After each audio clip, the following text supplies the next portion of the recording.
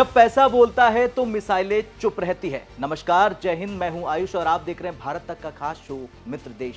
आज न कोई सीमा पर तनाव है, न कोई युद्ध की घोषणा, न कोई इमरजेंसी मीटिंग, लेकिन फिर भी अगर आप ध्यान से देखें तो दुनिया की सबसे बड़ी ताकत की नींव के नीचे धीरे धीरे जमीन खिसक रही। और इस बार न ये जमीन टैंकों से हिल रही, न फाइटर जेट से, ये हिल रही है बॉन्ड, डॉलर और रिजर्व से। अक्टूबर 2025, तीन देश भारत, चीन और ब्राजील कोई प्रेस रिलीज जारी नहीं करते, कोई ऐलान नहीं करते, कोई बयान नहीं देते, लेकिन तीनों मिलकर अमेरिकी ट्रेजरी मार्केट से 28.8 अरब डॉलर निकाल लेते हैं। इतिहास में सबसे खतरनाक फैसले अक्सर चुपचाप लिए जाते हैं। ऐसे में सवाल उठता है, क्या ये बस एक इकोनॉमिक नंबर है या फिर क्या ये उस कहानी की शुरुआत है जिसे आने वाली पीढ़ियां कहेंगी यहीं से डॉलर की पकड़ ढीली पड़नी शुरू हुई। दरअसल लोग सोचते हैं अमेरिका की ताकत उसकी सेना है। गलत। अमेरिका की असली ताकत है डॉलर, और डॉलर की रीढ़ है यूएस ट्रेजरी बॉन्ड।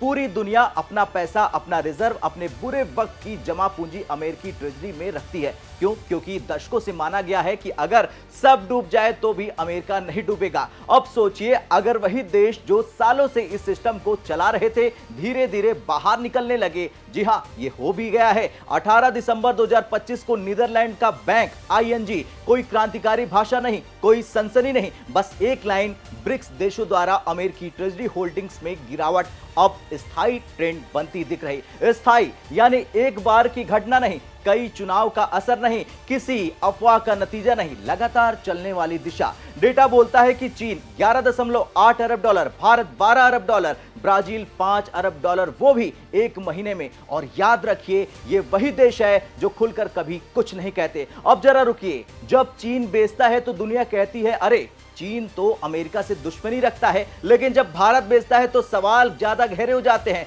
क्योंकि भारत अमेरिका का रणनीतिक पार्टनर है, क्वाड का सदस्य है, लेकिन ब्रिक्स का भी हिस्सा तो है। भारत ने 12 अरब डॉलर क्यों निकाले, ये सबसे बड़ा सवाल। दरअसल आईएनजी रिपोर्ट इशारा करती है जिसके कई कारण है। पहला, रुपया। जी हां, साल 2025 में डॉलर मजबूत हुआ, कच्चा तेल महंगा हुआ, आयात का दबाव आया, जिसके बाद आरबीआई के पास दो रास्ते थे। पहला, हाथ पर हाथ रखे, या दूसरा, डॉलर बेचकर बाजार में दखल दे। भारत ने दूसरा रास्ता चुना और डॉलर कहां से आया? यूएस ट्रेजरी बेचकर। यह कोई बगावत नहीं था, यह आत्मरक्षा थी। भारत अब अपने सारे अंडे एक ही टोकरी में नहीं रखना चाहता, न अमेरिका, न रूस, न चीन। भारत अब रिस्क फैलाने की रणनीति में है। यही असली कहानी है। अगर ब्रिक्स चाहता तो प्रेस कॉन्फ्रेंस करता, डॉलर को ललकारता, नई करेंसी की घोषणा करता, लेकिन उन्होंने कुछ नहीं किया, बस धीरे धीरे एक्सपोजर घटाया। और इतिहास गवाह है कि क्रांतियां नारों से होती हैं, लेकिन सिस्टम बदलते हैं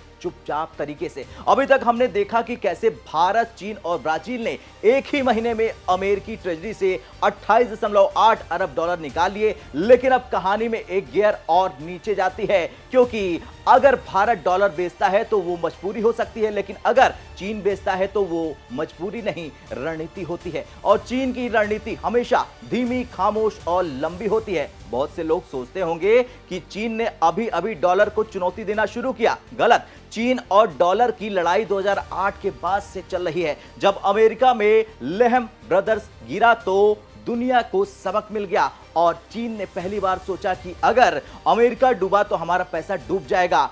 उस दिन चीन को समझ में आ गया कि डॉलर रिस्क फ्री नहीं है। 2013 में चीन के पास यूएस ट्रेजरी में 1.32 ट्रिलियन डॉलर थे, और आज लगातार गिरावट। अक्टूबर 2025 में 11.8 अरब डॉलर की बिक्री। ये कोई गुस्से का फैसला नहीं है, ये 12 साल की प्लानिंग है। अब जरा ध्यान से सुनो, क्योंकि यहां से कहानी और खतरनाक हो जाती है। चीन ने क्या किया? चुपचाप, बिना शोर, बिना बयान सोना खरीदना शुरू किया। पीपल्स बैंक ऑफ चाइना लगातार अपने गोल्ड रिजर्व बढ़ा रहा है, और हर महीने, हर तिमाही। और ये सिर्फ निवेश नहीं, अब सोना क्यों? क्योंकि डॉलर पर प्रतिबंध लग सकते हैं, बैंक अकाउंट फ्रीज हो सकता है, स्विफ्ट से बाहर किया जा सकता है, लेकिन सोने पर कोई प्रतिबंध नहीं लगता। सोना किसी देश की करेंसी नहीं, किसी सरकार का वादा नहीं, सोना बस सोना होता है। आईएनजी की रिपोर्ट यही कहती है कि अभी तक यूएस एसेट से कोई बड़ा पलायन तो नहीं हुआ, लेकिन सबसे अहम सवाल यह है कि भारत आखिर किस तरफ खड़ा है। दरअसल भारत की स्थिति चीन जैसा खुला विरोध नहीं, रूस जैसा अलगाव नहीं, और यूरोप जैसी निर्भरता नहीं, बल्कि भारत एक खतरनाक खतरनाक जगह पर खड़ा है, बीच में, और यही उसकी ताकत है।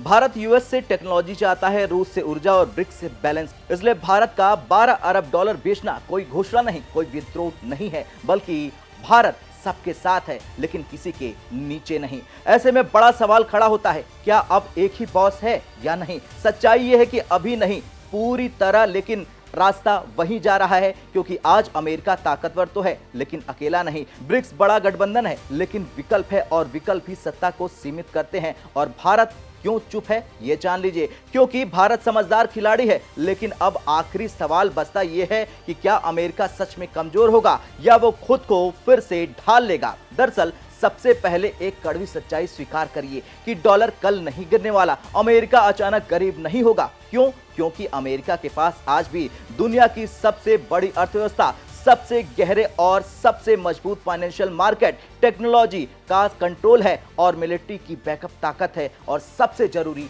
अमेरिका के पास भरोसा है। अभी भी जब दुनिया डरती है तो पैसा अमेरिका की तरफ ही भागता है। आईएनजी भी यही कहती है कि यूएस ट्रेजरी से कोई बड़ा पलायन नहीं हुआ, अमेरिका मजबूत है, पर अब वो अकेला विकल्प नहीं रहा, और सत्ता के खेल में विकल्प ही सबसे बड़ा खतरा होता है।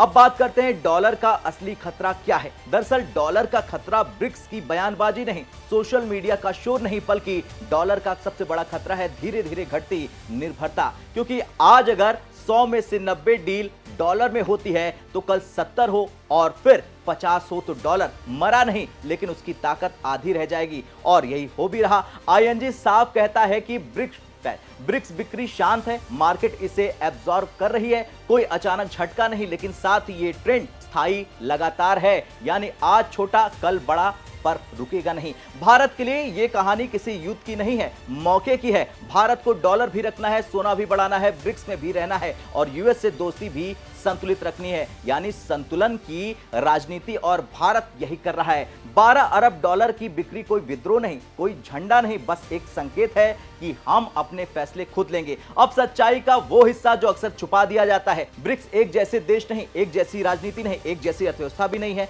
चीन और भारत में तनाव है, ब्राजील की घरेलू राजनीति और रूस पर प्रतिबंध, ये सब ब्रिक्स को कमजोर भी बनाते हैं। इसलिए ब्रिक्स कल दुनिया नहीं चलाएगा, लेकिन दुनिया को बदलने पर मजबूर करेगा। अगले 10 साल डॉलर रहेगा लेकिन अकेला नहीं, अमेरिका ताकतवर रहेगा लेकिन निर्विवाद नहीं। दुनिया जाएगी मल्टीपोलर ऑर्डर की तरफ, जहां कोई एक बॉस नहीं बल्कि कई खिलाड़ी होंगे, और यही बदलाव सबसे बड़ा है। इतिहास में पूछो कि साम्राज्य कब गिरते हैं?